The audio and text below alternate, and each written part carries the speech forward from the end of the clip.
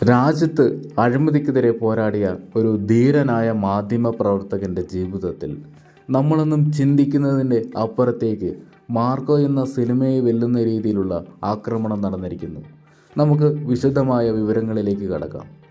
മാവോയിസ്റ്റും security ഫോഴ്സും തമ്മിൽ കാലങ്ങളായി പോരാട്ടം നടക്കുന്ന സ്ഥലമാണ് ഛത്തീസ്ഗഡ്.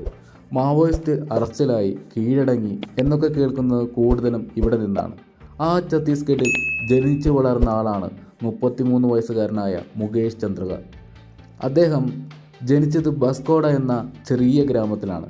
അവിടെ നിന്ന് പഠിച്ച് ജോലി നേടുക എന്നത് വളരെ കഷ്ടമാണ്. മുന്നേറണമെന്ന ഒറ്റ നിശ്ചയദാർഢ്യമുള്ളതിനാൽ പഠിച്ച് മുകളിൽ വന്നു. അദ്ദേഹത്തിന് അച്ഛനില്ല, അമ്മയാണ് നോക്കി വളർത്തിയതൊക്കെ. ദാരിദ്ര്യത്തിൻ്റെ ഭീകരമായ ഒരവസ്ഥയിലായിരുന്നു കുടുംബമുണ്ടായിരുന്നത്. എങ്ങനെയെങ്കിലും ജോലി ചെയ്ത് ജീവിക്കണമെന്നായിരുന്നു അയാളുടെ ആഗ്രഹം. പക്ഷേ ജനിച്ചതു മുതൽ കലാപങ്ങളാണ് അവിടെ നടക്കുന്നത്. കിട്ടിയ എല്ലാ ജോലിയും ചെയ്തു പോകുന്ന സമയത്താണ് നാടിൻ്റെ പുറത്തുപോയി പഠിച്ച സുഹൃത്തുക്കൾ എത്തിയത്. അവരോട് തൻ്റെ ജോലിയെക്കുറിച്ചും അവസ്ഥയെക്കുറിച്ചും സംസാരിച്ചു. എങ്ങനെയെങ്കിലും വലിയൊരു പൊസിഷൻ അച്ചീവ് ചെയ്യണം, നമ്മുടെ പാവപ്പെട്ട ജനങ്ങളുടെ ജീവിത നിലവാരം ഉയർത്തണം. എന്തായാലും പവർ കൊണ്ട് ചെയ്യാൻ സാധിക്കില്ല, അതിനുള്ള പണം എൻ്റെ കയ്യിലില്ല, വേറെന്തെങ്കിലും ചെയ്യണം. അപ്പോഴാണ് കൂട്ടുകാർ മാധ്യമ പ്രവർത്തകനാകൂ, നീ വിചാരിക്കുന്ന കാര്യങ്ങളൊക്കെ നടക്കും. അങ്ങനെ ജേർണലിസ്റ്റുകളുടെ അടുത്ത് പോയി ടിപ്സ് എല്ലാം മനസ്സിലാക്കുന്നു. ഈ അവസരങ്ങളൊക്കെ നേടിയെടുക്കുന്നത് മുകേഷിൻ്റെ സ്വന്തം പ്രയത്നത്താലാണ്. നല്ലൊരു മാധ്യമ പ്രവർത്തകൻ്റെ ധാർമ്മികത എന്താണ്, ഞാൻ എന്തൊക്കെ ചെയ്യാൻ പാടില്ല എന്നൊക്കെ കേട്ട് മനസ്സിലാക്കി മുകേഷ് നല്ലൊരു റിപ്പോർട്ടറായി മാറുന്നു. അദ്ദേഹം NTTV മുതൽ പല പ്രബലമായ ചാനലുകളിലും വർക്ക് ചെയ്തു. പിന്നീട് സ്വന്തമായി ബെസ്റ്റാർ ജംഗ്ഷൻ എന്ന യൂട്യൂബ് ചാനൽ ആരംഭിച്ചു. പ്രശ്നബാധിത സ്ഥലങ്ങളിലേക്ക് ഇറങ്ങിച്ചെന്ന് ലളിത് വിഷയവും നക്സലൈറ്റുകളുടെ പ്രശ്നങ്ങളും പുറത്തേക്കെടുത്ത് തുറന്നു കാണിച്ചു അതിനെ ചോദ്യവും ചെയ്തിരുന്നു. 2014 മുതൽ 2024 വരെ 40-ൽ പരം മാധ്യമപ്രവർത്തകർ മരണപ്പെട്ടിട്ടുണ്ട്. മോദിയെപ്പറ്റിയോ രാഹുൽ ഗാന്ധിയെപ്പറ്റിയോ വിമർശനം നടത്തിയതിനല്ല, അവിടെ ലോക്കൽ ഇഷ്യൂ ഹൈലൈറ്റ് ചെയ്ത് ചൂണ്ടിക്കാണിച്ചതിന്. പരാതിയുടെ അടിസ്ഥാനത്തിൽ അന്വേഷിച്ചപ്പോൾ മൊബൈൽ സിഗ്നൽ ചെന്നു നിൽക്കുന്നത് അവിടുത്തെ പ്രമാണിയായ ഒരു റോഡ് കോൺട്രാക്ടറുടെ വീട്ടിലായിരുന്നു. അന്വേഷണത്തിൽ ഒന്നും കണ്ടെത്താൻ സാധിച്ചില്ല.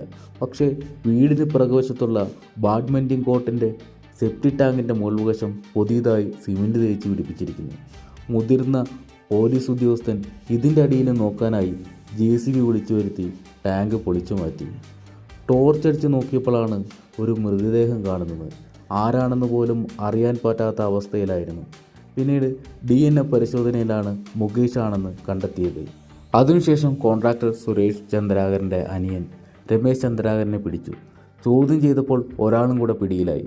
ജനുവരി 1-ാം തീയതി നമ്മളെല്ലാവരും ആഘോഷങ്ങളിൽ പങ്കെടുക്കുമ്പോൾ മുകേഷ് മരണത്തെ മുഖാമുഖം കാണുകയായിരുന്നു. വൈകുന്നേരം ഒരു ഫോൺ കോൾ, ഈ സ്ഥലത്ത് വന്നാൽ വലിയൊരു റിപ്പോർട്ടുണ്ട് എന്നാണ് ആ വിവരം. മുകേഷ് ചന്ദ്രാകർ തൻ്റെ മൈക്കും ക്യാമറയും എടുത്ത് സംഭവ സ്ഥലത്തേക്ക് പോയി.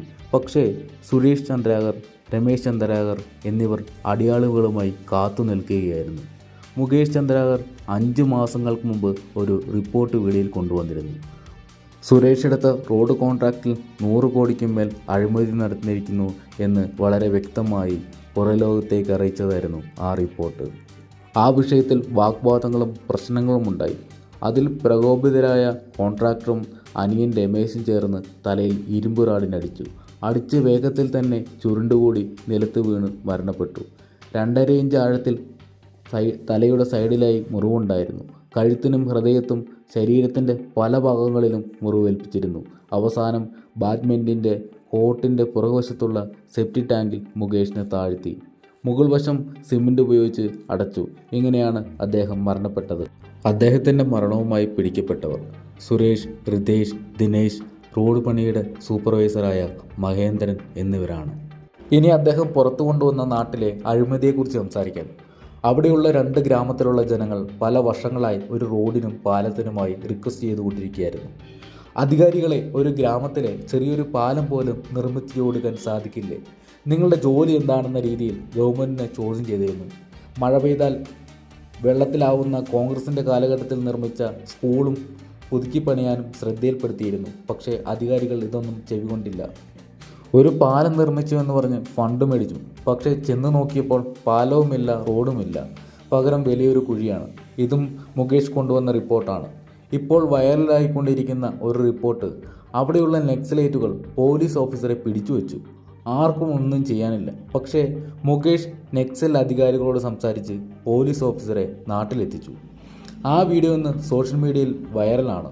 അന്നത്തെ ചീഫ് മിനിസ്റ്റർ പോലും മുകേഷ് എന്ന ധീരനായ പത്രപ്രവർത്തകനെ പറ്റി പോസ്റ്റിട്ടിരുന്നു. ഇന്ത്യ എത്രയധികം പുരോഗമിച്ചിട്ടും ഗ്രാമങ്ങളിലെ അക്രമങ്ങളും അഴിമതികളും നിലനിൽക്കുന്നു എന്ന് പറയുന്നത് തന്നെ വേദനാജനകമാണ്. ഞാൻ മനസ്സിലാക്കുന്നു, നമ്മുടെ രാജ്യത്ത് ഒരാളല്ല, ആയിരക്കണക്കിന് മുകേഷ്മാർ വേണമെന്നാണ്.